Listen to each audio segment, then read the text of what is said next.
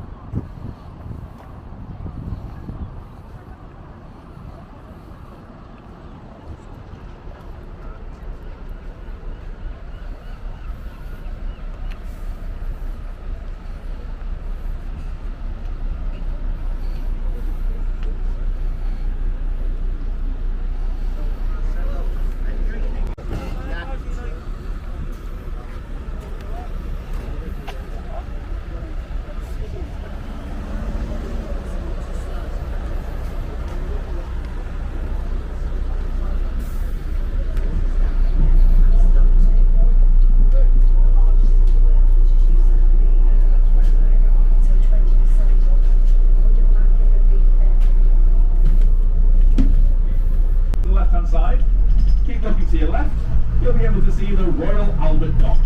Now, the Royal Albert Dock was opened in 1846, and it was revolutionary because it was the first docking system in the world that was built out of cast iron, stone, granite, slate and brick. There is no wood in its construction whatsoever. In fact, it was designed by an architect called Wayne Shields. And Wayne Shields not only designed this, but he also went on later in his life to invent the polo mint as well, believe it or not. What an interesting career. He designed the Albert Dock and also the polo mint as well. So, a lucrative business. Polo and architecture.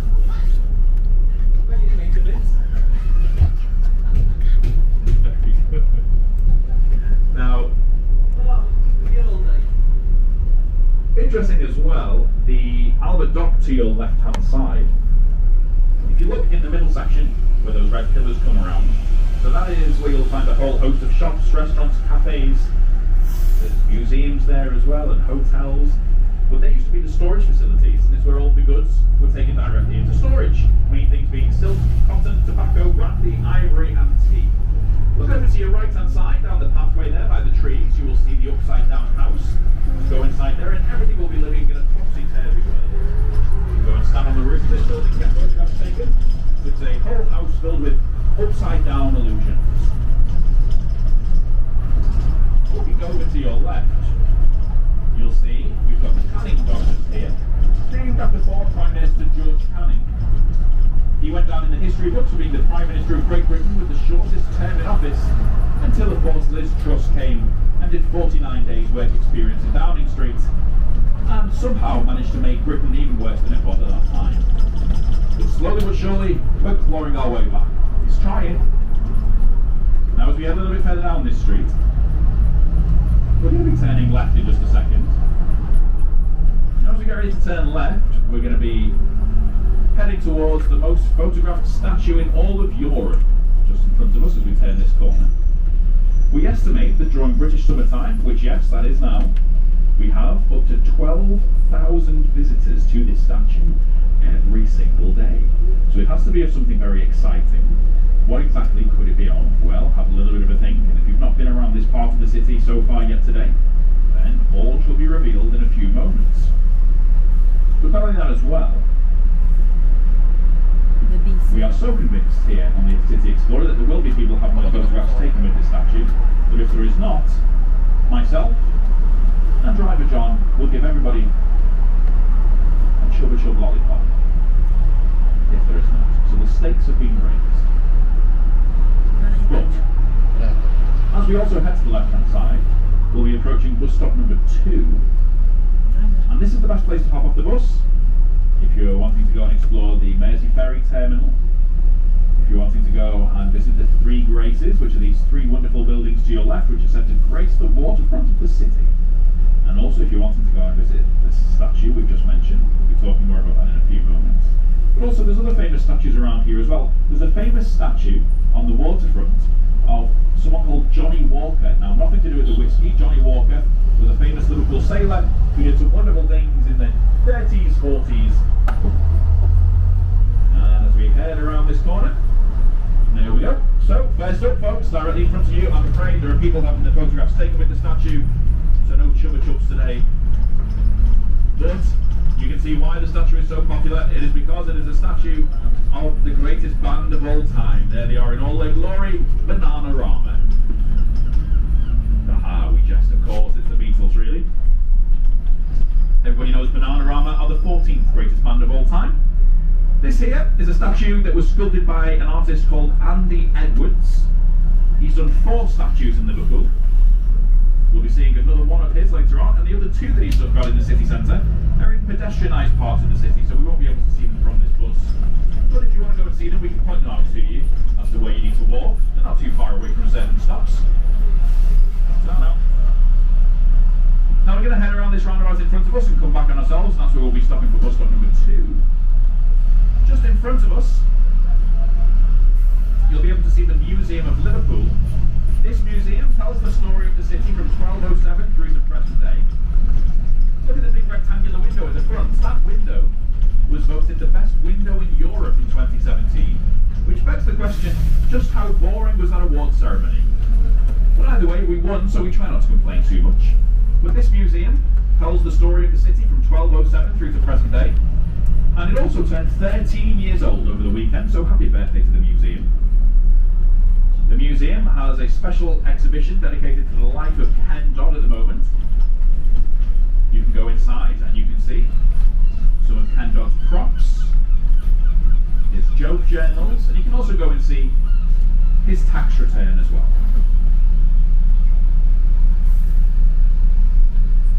So once the bus stop ahead of us is clear, we'll be moving on down. Here we go.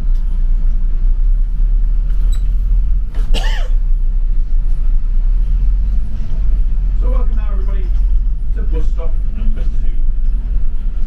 We've got a few people joining us at this stop, so we'll let them grab their seats before we head on our next continuation into the city. Oh, better come off. Put this back on your waist. Coming up. How are you? Yeah. Thank you. No problem. No, you can Got someone coming down first, please, John. put your bag back. Thank you very much indeed. No problem. See you later now. Enjoy the rest of your day. Yeah, you too. Thank you.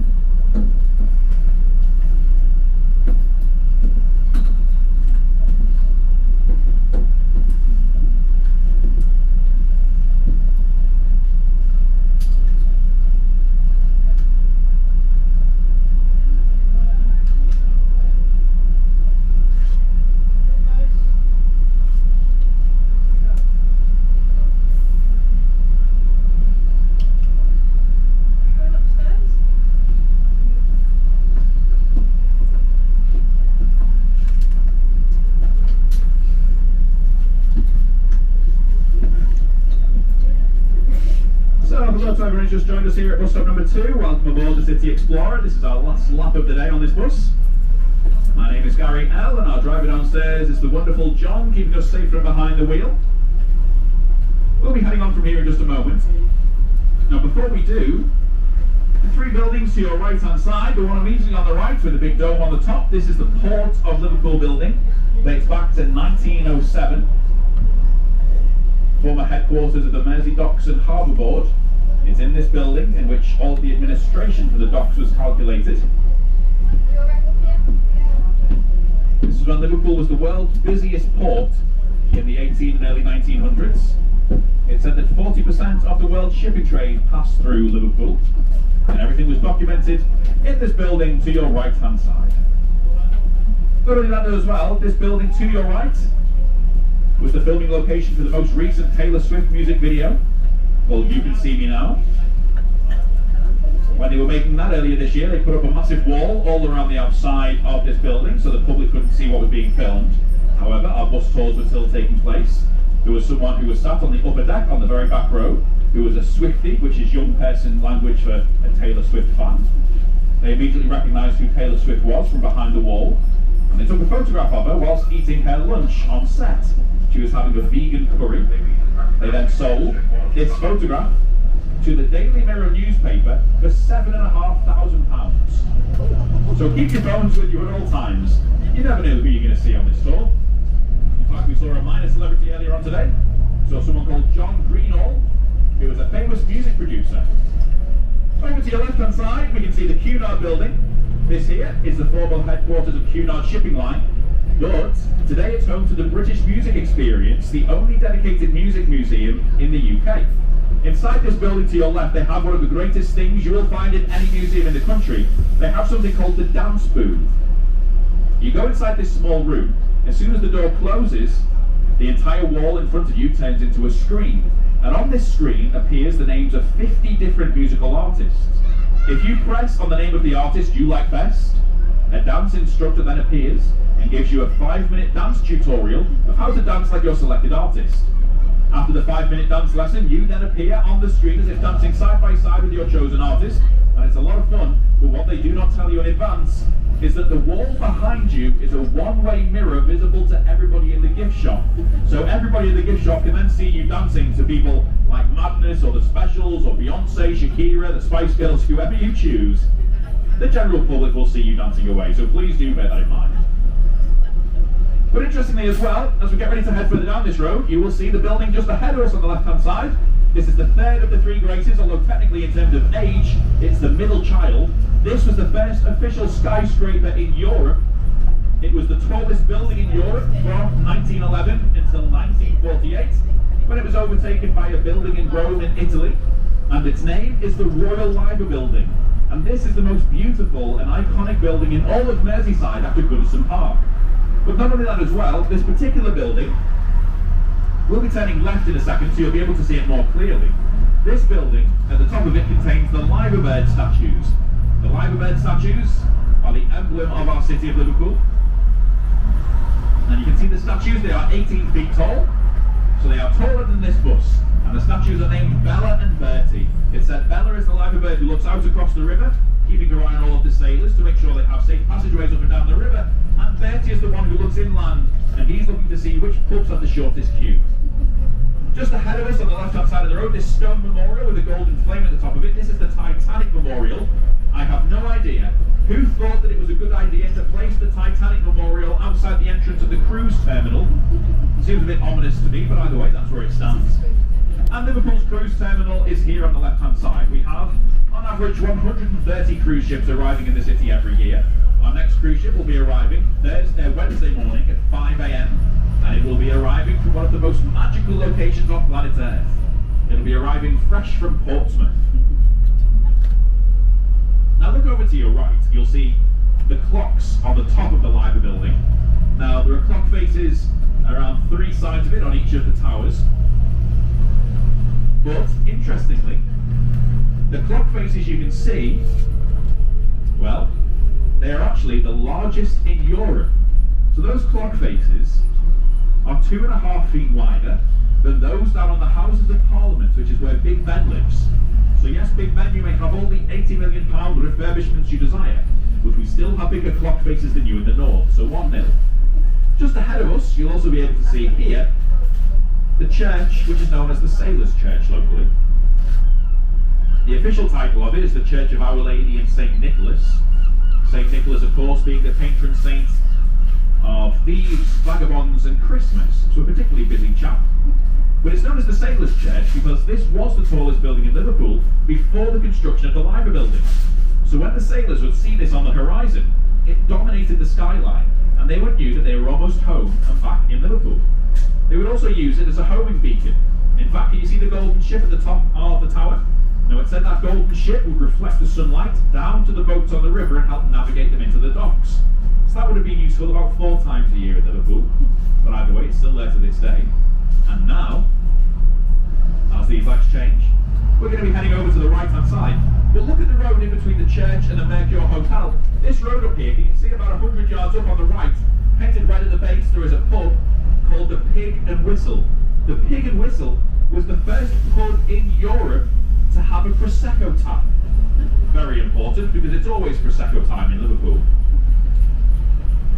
Now, as we head a little bit further down this street here, this building on your left-hand side is called Tower Building, and it was designed by the same architect who also did the Liver Building, which is to your right, so he designed both of these buildings just here. Now, Tower Building on your left, you can see it's got these tiles on the outside of it. These are self-cleaning tiles.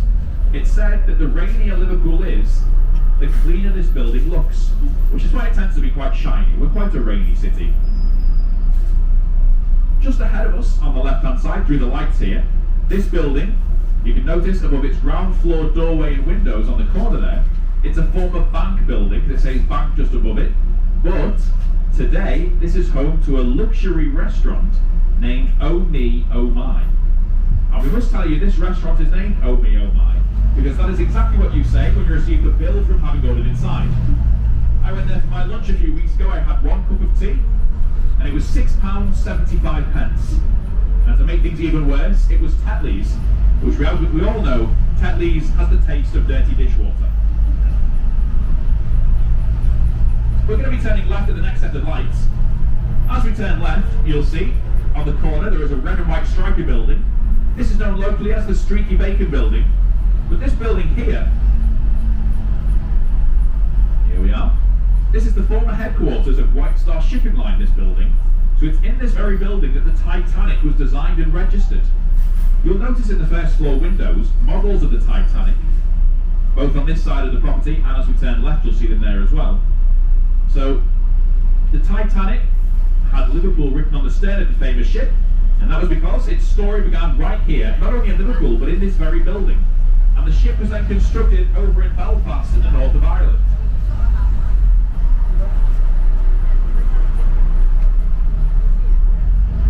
As we turn to the left hand side, look to your right, you can see a Wetherspoons called Captain Alexander, one of 7 Wetherspoons in the city, and it's also the 7th best in my opinion.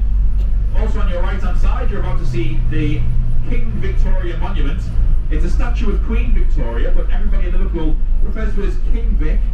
There it is, just ahead on the right hand side. Now the reason we call this statue King Victoria, well how can I put this delicately, in her right hand she's carrying a royal sceptre. As we drive past these traffic lights to go straight ahead, keep looking side on waist height, and well let's just say this royal sceptre pokes out in a somewhat kingly manner. Now I don't like the nickname King Victoria, to be honest. I think it's too crude. I prefer to call it Victoria's Secret. But either way, there you are. You're welcome. We're now approaching bus stop number 3. Ring the bell if you want to stop here. This is the Liverpool One Shopping Centre, which is the largest outdoor shopping centre in Europe, which is to your right. And also, the Cavern Club is just around the corner to your left. Now as we do stop here, you will notice a shop on the corner to your left hand side, Boodles and Dunthorpe. This is the oldest shop in Liverpool. They have been trading as a jewellers on this street corner since 1798. And what's interesting about it is myself and driver John downstairs, we have a combined 86 years of living in Liverpool between us, and neither of us have ever known anyone to ever purchase anything inside this shop. So we have no idea how they are still open for business. You'll also notice as well, one closer to us, we've got Yanni Traditional Fish and Chips, which has been voted the best chippy in Liverpool for the last 5 years in a row. It was also voted the best fish and chips in England all the way back in 2013 as well. And then again, L1 Nails on the left hand side is where myself and driver John are going through our manicures when we clock off in an hour. Maybe see you there. But in just a second we're going to be turning to the left hand side. As we turn left we're going onto a road called North John Street. North John Street doubles as Washington DC, the American capital, in TV shows Peaky Blinders, Foyle's War and The Crown. So if you watch any 3 of those TV shows, every time you see them in the American capital, it's all actually filmed on this very street we're about to join in a second. There's a hotel on North John Street called a Loft Hotel. Outside their main entrance they have the American flag draped above it. That was a prop from when they were filming The Crown here back in 2019. The management said, we like the prop so much, can we keep it here permanently? It makes the hotel look like it's got a bit more gravitas. So yes, they have no links to America. They just think it makes them look a bit cooler. And in fairness, it does. You'll see a Hard Day's Night hotel on the right hand side. The second Beatles statue is supposed to be George Harrison, but if you ask me, it's definitely a Billy Connolly statue gone wrong. Also to your right here, after the hotel ends, we've got Matthew Street, where you'll find the Cavern Club, the famous venue where the Beatles played 292 times between 1961 and 63. Liverpool is in the Guinness Book of Records for being the most musical city in the world. 60 number ones have come from Liverpool artists. You'll find on Matthew Street the Wall of Hits, special plaque on the wall for every one of those number 1 records. Just down on the right hand side here, we're running parallel to Matthew Street.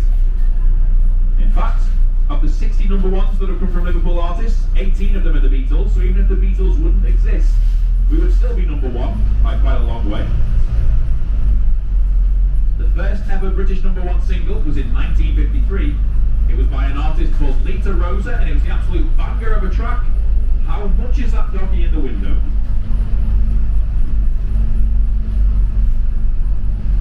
Heading further down this road here, take a little bit of a look to your right hand side. This shop, well not a shop, sorry, the building on the corner to the right is the Conservation Centre. This building is where works of art from around the world that have been damaged are brought to be restored. There's an original Turner painting in there at the moment that was being hung in a gallery in Newcastle when somebody dropped it and shattered the bottom right hand corner of the canvas. So once it's been restored it'll be heading back up to the northeast, presumably with bubble wrap and cushions underneath it as well, just in case. But the reason why they've got these massive doors on the right hand side is because it used to be a mechanics for broken down train carriages. It's where you would bring all of the broken down trains to be restored before sending them back to Lime Street train station.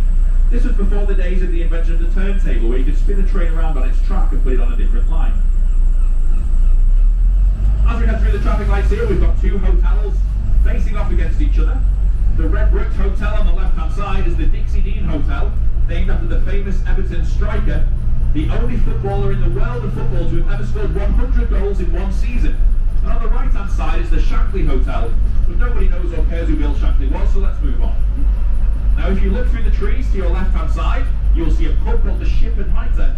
That is my second favourite pub in the city. I do have an extensively well-researched top 30 list. If you need more recommendations, then see me at the end of this lecture. Also on the left-hand side, we've got the Queensway Tunnel, the world's longest underwater tunnel when it opened in 1934. It celebrated its 90th anniversary this weekend just gone. On Saturday it was. And the tunnel was opened by King George V. If you don't know who King George V is, it's Colin Firth's dad in the King's Speech. But this tunnel is also featured in Harry Potter and the Deathly Hallows Part 1, where Harry avoids being captured by the Death Eaters. He rides in the sidecar of Hagrid's motorcycle. It was filmed inside here. And also, it features in Fast and Furious 6, which is a film that can best be described as existing. On the left-hand side, we've got St. John's Gardens. This is where the Anglican Cathedral was supposed to have been built. They tore down the Church of St. John here in 1898 to build the cathedral, but only then to discover the plot of land wasn't large enough, so they had to build it somewhere else instead. So they turned it into a garden space instead. Just ahead of us, on the right-hand side, this red brick theatre is Liverpool's Royal Court. This is where many famous bands and artists have performed over the years. Bands like the Beatles, the Doors, the Rolling Stones, the Who, the Beach Boys, Jimi Hendrix, Bob Dylan, Bob Marley, David Bowie, Rage Against the Machine, all performed here. And on this very day, 40 years ago, the second greatest British band of all time, in my opinion, performed on this stage with their original lineup for the final time. This band was Slade. If you are unfamiliar with Slade, then all you need to do is imagine Oasis if they had a slither of talent. And then you have Slade. The difference between Slade and Oasis, of course, is Slade know how to play their own instruments and write music. And they were very much the Beatles of the 1970s. If you're unfamiliar with Slade, I have a Spotify playlist with my top 50 Slade tracks. If you would like that, I can send it over to you at the end of this tour. And I've been doing this job for 6 years and no one has asked for it as of yet. But either way, if you wish, it can be yours. But it's also in this very theatre in which Dame Judi Dench made her professional stage debut. That was all the way back in 1957. She was 22 years old and it was in a performance of William Shakespeare's Hamlet as well. It's this theatre which also started the careers of actors such as Ivor Novello and Richard Burton. Now as we go further up this road, over to your left-hand side, you will see a building here with pillars coming down. This is St. George's Hall, a multi-purpose building that opened in 1854. It was a Crown Court, a jail, a reading room, a concert gala hall, a fine dining room. It was also home to Europe's largest organ, which I can confirm was a musical instrument. But not only that as well, this building has featured in a whole host of film and TV over the years. Again, it's featured in Harry Potter and the Deathly Hallows Part 1, the recent Ghostbusters film, Across the Universe, Nowhere Boy, Peaky Blinders, In the Name of the Father, The Hunt for Red October. And also, it doubled as Gotham City Hall in the recent Batman film with Robert Pattinson. At the start of that film, Batman runs across the street, up the steps behind the killers, and inside the venue to confront the Riddler, the big villain of the film. But if you watch that scene back, you will notice Warner Brothers, the production company, made a massive mistake. They forgot to remove the bright yellow bus stop outside the main entrance. Batman runs right past this bus stop, and visible on screen for 5 seconds is a poster which reads Mersey Travel Bus Service 17. Which means rather than go inside and fight the Riddler, Batman could have waited for 15 minutes, paid £2 and hopped on the 17 bus which would take him to Anfield Stadium. 6 months after that film was released, they had to move the bus stop away because so many Batman fans were strolling into the middle of the road here to your left and taking selfies with the bus stop and the hole behind them. So for health and safety reasons, the Batman bus stop was relocated to London Road. When word spread that the Batman bus stop was being relocated, a Batman collector from Ohio got in touch with Liverpool Council and said, I believe you are moving the Batman bus stop. I'm a Batman collector. Is there any chance I can have it for my collection? And they said, well, of course you can have it, but you'll have to pay for it to be flown over to you, and it's very heavy. It's made of glass, steel, and metal. The weight of it is quite bulky. They priced it up, and they said if you want it, it's going to cost you £7,000. This man replied to that email from Liverpool Council within the space of 3 minutes and said, no problem, how can I pay? That means that some absolute nutter has paid £7,000 for a Liverpool Council bus stop, which is now in his basement. He has a website, batmanbusstop.com, and you can pay $5 to go into his basement and have photographs taken with the Batman bus stop. And how do I know this? Well, it's because I paid $5 to have a photograph taken with it. I travelled 3,000 miles across the Atlantic, and in Ohio, I went into some man's dark basement to have a photograph taken with a Liverpool bus stop, in which there are many already in this city. But yes, that is the level of anorak you are dealing with here, folks. Over to your left-hand side, you can see Lime Street train station. This is the oldest terminal train station in the world. It dates back to 1836. They are also the original glass archways over the top there as well. And this very street is also called Lime Street. It's not just the name of the train station. Lime Street is where a famous Liverpool figure used to dwell called Maggie May. She was a lady of the night. She would walk up and down this street going into the various pubs. Her favourite was the Crown Hotel just ahead to your left, and she would try and entice the sailors to go home with her. She was arrested 87 times. On the night of her 87th arrest, she was taken in front of the judge at St. George's Hall just behind us, and the judge said, Maggie, I am sick and tired of seeing your face.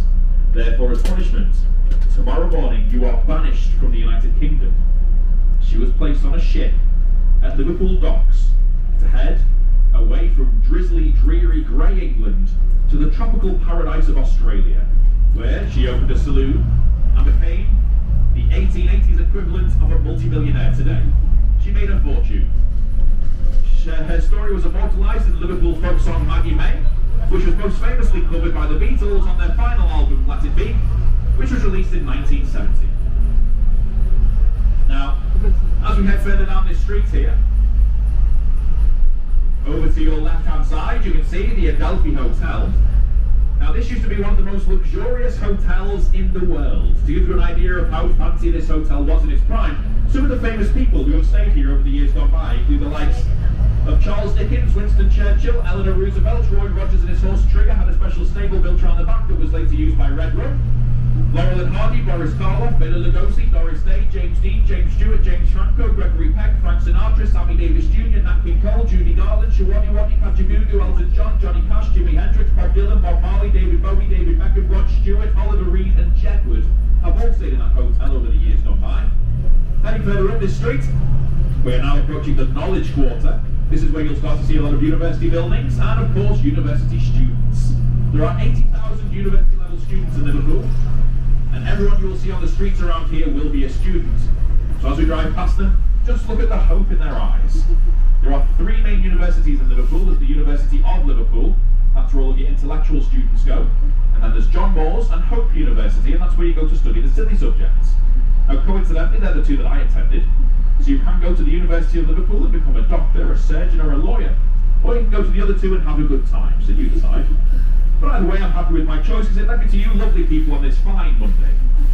At the very top of this street on the left, you will see one of the most famous university buildings in the world. It has a clock tower attached to it, right at the top on the left-hand side. It's the first red brick university building in the world. It's where the term Red Brick University derives from, and that is still owned by the University of Liverpool. A section of that building is under scaffolding. That's a university museum which has been getting renovated for the last 18 months. It reopens in 2 weeks. If you're not in Liverpool longer than 2 weeks, you will not be able to go inside, but that may be a blessing in disguise, because you have to have a strong stomach to see what's inside there. It's a museum dedicated to Victorian dentistry. Inside this museum is a set of false teeth which belonged to a member of the royal family in the 1850s. These teeth were made of wood, chipped off an oak tree in the back of where Buckingham Palace today stands. After having them inside her mouth for 10 years, she began complaining of sore gums. The royal dentist had a look and discovered that after 10 years of use, they had splintered into the gum and drastically become infected. So he recommended extraction. Anaesthetic wasn't allowed to be used by members of the royal family at this time because they weren't sure of the after effects. So the royal dentist gave her 4 bottles of wine and said, down these, and then when you start to feel nice and tipsy, that's when I'll pull them out. So she drank the 4 bottles of wine, Jacob's Creek, I believe. And then, when she was tipsy, he fastened the clamps to the top front 4 teeth. And on the count of 3, he pulled as hard as he could, and the teeth came out fine. The only problem was they were so rotten and infected, the gums came out still attached to the teeth. You could go inside this museum, behind the scaffolding on the left-hand side, when it reopens in 2 weeks, and you can see the rotten wooden royal false teeth with gums still attached, preserved in medical fluoride. There is a sign outside that section of the museum which states, "Be warned, 1 in 20 people faint when they see this part of the museum." There are currently 21 on this bus, so statistically, one of us is going down. As we turn this corner, look over to your right-hand side, you'll be able to see the Metropolitan Cathedral of Christ the King. This is the Catholic cathedral in the city, but it's known locally as Paddy's Wigwam, because it's often said that Liverpool is an unofficial Irish city. We have a higher Irish population than Dublin in the late 18th to early 1900s. 70% of Liverpool's ancestry comes from Ireland as well. If anyone is wanting to go and explore the Catholic cathedral, and do ring the bell. No one? All Protestants today, John? Either way, peace be with you. But you can see the cathedral over there on the right-hand side. It was all said to be the largest Catholic cathedral in the world before the outbreak of World War II meant they ceased construction. And then, of course, what we have was finished in the 1960s, and it was a more modern design because the prices went up so much after the war they couldn't build their original designs. Look just ahead of you to the left-hand side. You see that little gate behind the tree and in between the tree and the font pub? Through that gate at the back of the font pub is the birthplace of John Lennon. John was born there on the 9th of October 1940. He was the only Beatle not born at home. The building where he was born still stands to this day. It's called Lennon Studios, and it's University Halls of Residence. So students now live on the site of where John was brought into the world. There's an English Blue Heritage plaque outside that building, so if you want to go and have photographs there, just go up to those gates I pointed out, ring the buzzer, and say that you are Beatles enthusiasts, and they'll buzz you right through, and you can go up and have your pictures taken with it. But as John tickles those pedals and takes us to the left, welcome to Hope Street. Keep looking to your left, you'll see the Everyman Theatre.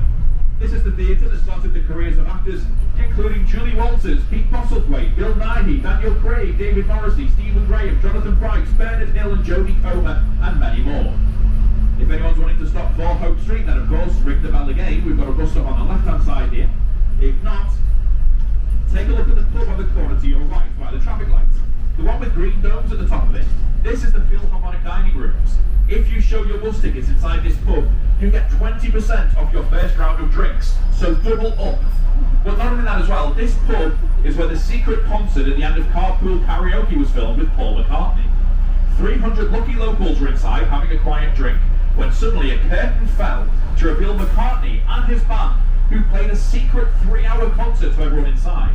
So you can imagine the extraordinary highs that must have given them. A secret McCartney gig before the earth-crushing lows of the realization that they were in the same room as James Corden. Let's just hope he stays in the United States because we do not want him back. On the left is the Philharmonic Hall. This is where Buddy Holly played in Liverpool in 1957, and he was the support act. The headline that day was Des O'Connor. Rock and roll's finest indeed. Look to the right-hand side, there is a little alleyway street here. This is Rice Street.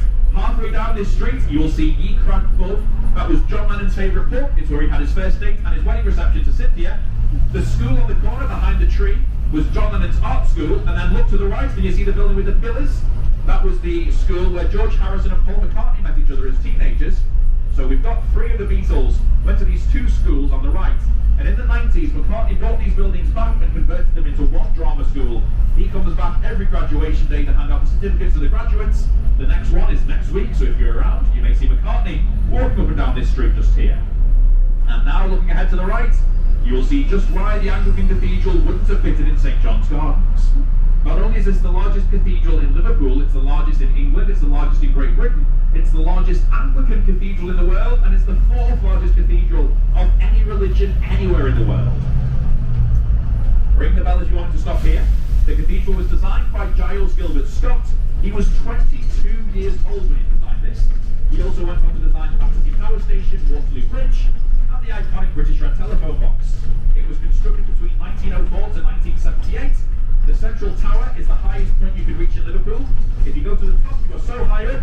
Look left, you can see all the way through to Snowdon in Wales. Look right, you can see through to the mountains of the Lake District. And if you look straight straight ahead, on clear days you can even see as far as Iceland, the supermarket down in Birkenhead.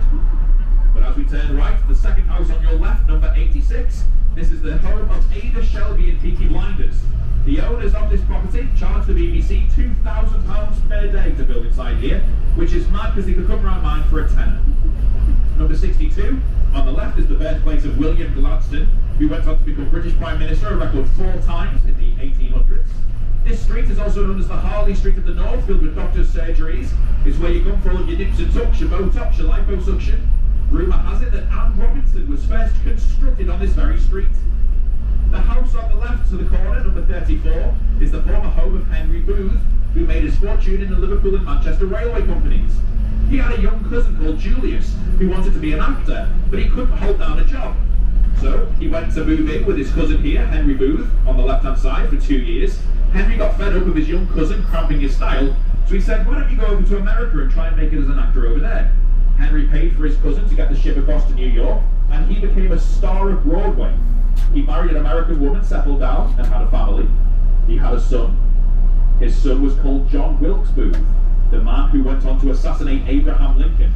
So how different the history of the world could have been if Henry Booth would have been more tolerant of his annoying younger cousin Julius. As we turn this corner, look over to your left-hand side. You will see the Church of St. Luke's, which is known locally as the Bombed-Out Church. It took a direct bomb hit on the 5th of May 1941. Everything inside was obliterated, and yet the shell of the building still stands to this day. The priest was inside when the walls caved in around him and the roof fell every single section of the church, and yet somehow he managed to survive and crawl to safety without a scratch. Whilst we're also here, to your right-hand side, you can see a restaurant there called Zorba's. I have nothing of historical value to tell you about this place, other than it's my favourite restaurant in the city. So, go inside there for a fine Mediterranean feast and tell them Gary from the Yellow Buses sent you. They have absolutely no idea who I am, but it's always nice to be recommended. However, they are closed on a Monday for catering classes, so you can go in there tonight, but only to learn how to cook Greek cuisine. If you're wanting to go for a meal, you'll have to wait, I'm afraid. However, if you are in Liverpool for another few days, it is more than worth it. Also as well, we're going to be venturing to the left-hand side here. If you're wanting food tonight, the street directly in front of us, across the road here, is Bowles Street. Bowles Street is filled from top to bottom with independent shops, restaurants and cafes. You won't find any chain restaurants in there, and everything is locally sourced to Liverpool, so it's well worth venturing down there. Either side of the road, just in front of us, on street level, you will see 2 statues of Chinese food dogs. Look at the street signs, they're all written in red in Chinese Mandarin. The street lights are Chinese lanterns, and the majority of restaurants here are Chinese restaurants as well, and that's because we're approaching Chinatown. Directly in front of you, you're soon going to be seeing the largest Chinese archway anywhere in the world outside of China. This archway was gifted to us here in Liverpool by our sister city of Shanghai in the year 2000, hence its official name, the Millennium Arch. There are 200 dragons carved into it. Of those 200, it's said that 12 are pregnant, and it's foretold in Chinese folklore that if you look a pregnant dragon directly in the eye, you will then have good fortune for the following 6 weeks. So why not get off the bus at the next stop, go and look at all of those dragons in the eye, and then buy yourselves a lottery ticket, because who knows, it could be you.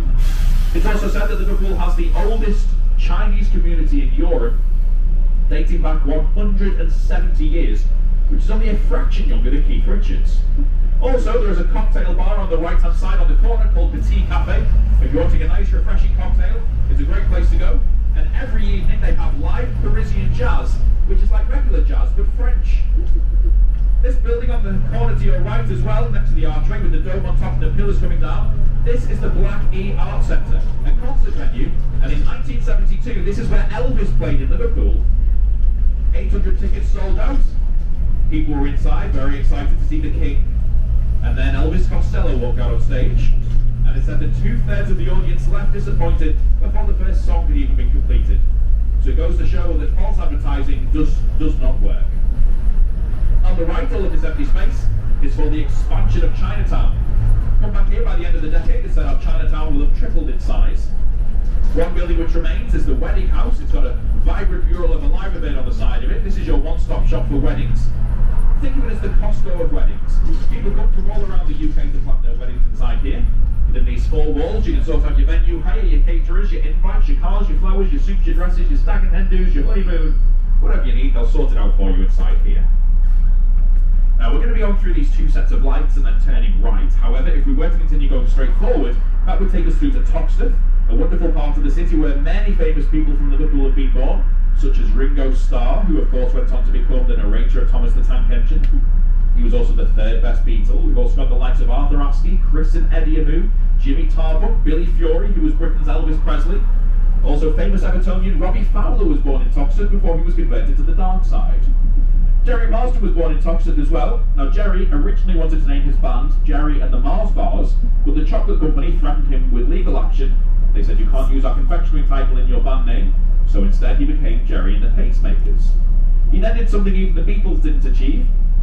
His first 3 songs went directly in at number 1 in the charts. The day after his 3rd song reached top spot, Mars Bars got back in touch and said, "Hey Jez, do you fancy changing your band name?" To which he said, "Sorry folks, you had your chance, you snooze, you lose." And then to rub salt into the wound, in 1997, Jerry Marsden was paid £500,000 to do a series of adverts for Snickers. So well done Jez, you show him who's boss. We're going to be turning over to the right hand side now, which will be taking us onto Parliament Street, or Parley Street if you're local. Now as we head onto this street, there's a set of traffic lights in front of us. At the traffic lights, look to the red brick building to the right. Now that building is Elevator Studios. Elevator Studios is one of the most important recording studios in England. And it's in this building in which some of the world's most talented bands and Coldplay have been to record tracks for their albums. Some of the famous people who've recorded here over the last couple of years include the likes of Blondie, Shakira, Paolo Nutini, and many more. Further than that as well, look to your left-hand side, you'll be able to see here, this is the former location of Kane's Brewery.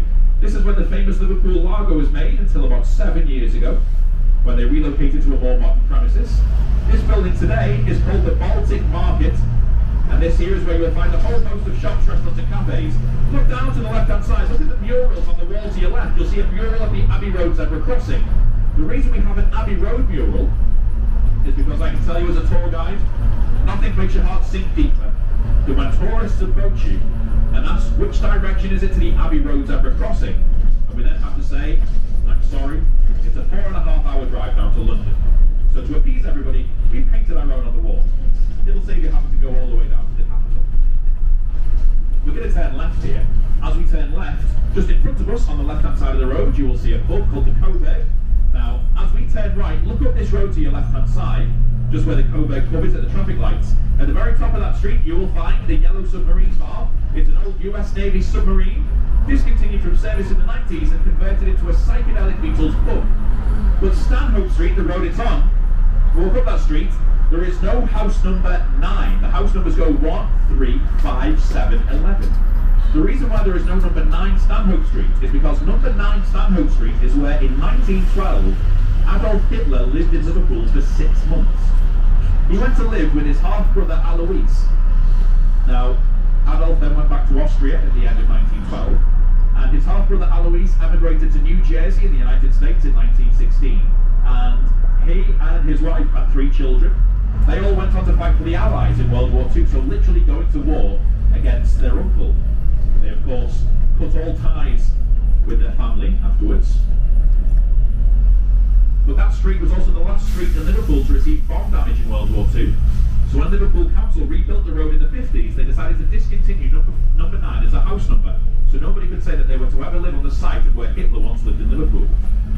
In all fairness, Adolf applied for a job in the Adelphi Hotel when he was here, and they turned him down for looking too scruffy. So well done to the Adelphi. On the left, Liverpool Marina. On the right, we've got the Water Sports Centre. There's a nice cafe inside here. But if you don't want to go to the cafe, go through these gates to the right. If you give them £6, they will give you access to the River Mersey for a 2-hour swim. They're open for another hour. If anyone wants to brave it, you can go in the water and have a swim in the Mersey. If you don't fancy going for a swim, they have canoes and pedalows as well. It is the second cleanest river in Britain, but it also is very cold, so please do bear that in mind. We've had a jovial tone of the tour, folks, but we are going to have to talk about something very serious for a minute, so I'm sorry to bring the mood down, but we do have to mention this, it's very important.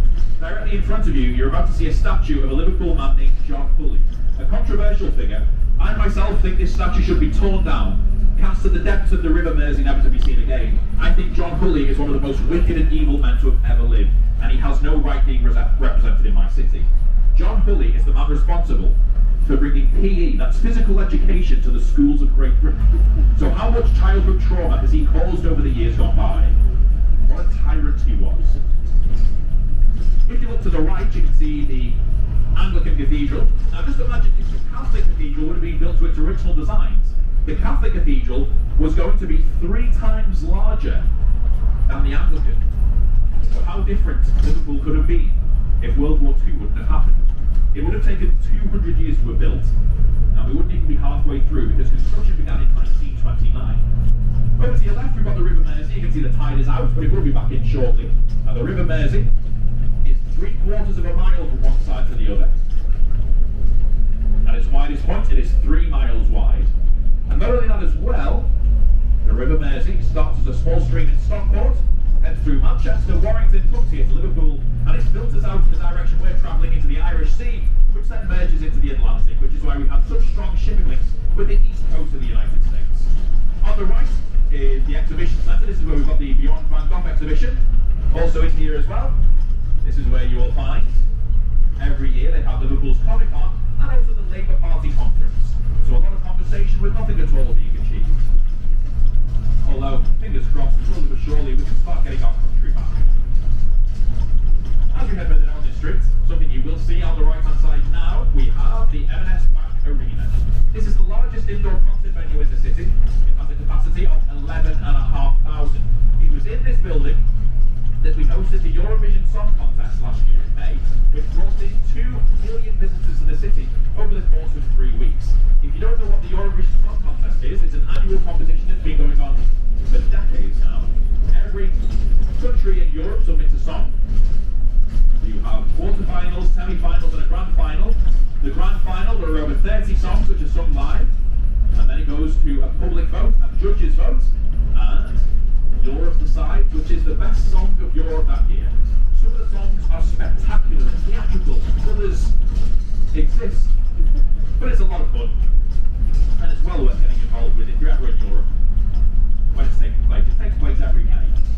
As we turn the corner though, you can see now we're returning to Gower Street. On the left hand side we've got the Albert Dock just here.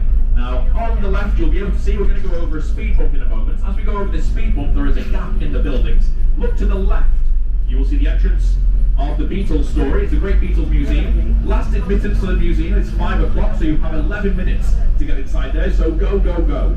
Also on the left you will see the entrance of the Albert Dock itself. Go through the Albert Dock doorway, turn right, 5 doorways up, you will find Rough Handmade Bakery, which is the greatest bakery in the world in my opinion. Their croissants are so delectable, it's as if they were hand-rolled by Jesus himself. However folks, we are now at the end of the tour, so when we come to a halt, everyone must disembark, and you must go forth and enjoy the delights of Liverpool.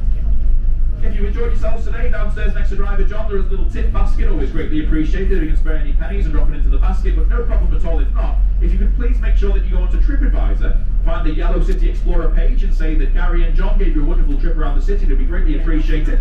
However, if you haven't enjoyed yourselves, we've been Terry in June. We'll see you all soon. And as we always do for the last lap of the day, we will leave you with the English National Anthem. So thank you very much and enjoy your time in Liverpool, everybody.